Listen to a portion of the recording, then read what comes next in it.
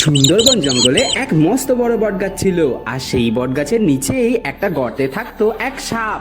আর সাপটি ছিল ভীষণ দুষ্টু আর লোভী।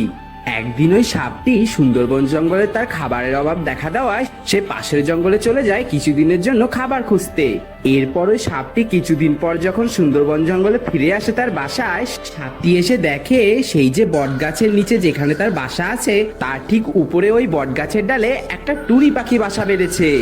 এটা দেখে সাপের খুব রাগ হলো, আর সাপটি মনে মনে ভাবলো ওই টুনি পাখিটিকে যেভাবে হোক ওই গাছ থেকে তাড়িয়ে দেবে। এরপরে একদিন টুনি পাখি যখন খাবার খুঁজতে জঙ্গলের দিকে যায়, তখনই ওই সাপটি তার বাসায় উঠে টুনি পাখির বাসায় থাকা ডিমগুলো খেয়ে ফেলে। এরপরে যখন টুনি বাসায় এসে দেখে তার সেই ডিমগুলো নেই, টুনি অনেক কান্না করতে থাকে। টুনি এটাই ভাবে যে বাজ হয়তো চিল এসে তার ডিম খেয়ে গেছে, কিন্তু আসল ঘটনা টুনি কিছুই জানতে পারলো না, কারণ সাপটি টুনির ডিম খাওয়ার পর সে গাছ থেকে নেমে তার গর্তে ঢুকে যেত। এমনি করেই চলতে থাকে কয়েক মাস। একদিন টুনি ভাবে যে আজ তাকে ধরতেই হবে, আজ কে আমার ডিম খেয়ে যায় সেটা তাকে জানতেই হবে। এমনি করেই টুনি একদিন খাবার খোঁজার ভান করে সে জঙ্গলের দিকে যায়, এবং সে তাড়াতাড়ি ফিরে এসে দেখে তার বাসার নিচে গর্তে যে সাপটা থাকে সেই সাপটি আসলে তার ডিম খেয়ে যাচ্ছে। এরপরে ওই দুষ্টু সাপটিকে শাস্তি দেওয়ার জন্য টুনি একটি উপায় বের করলো।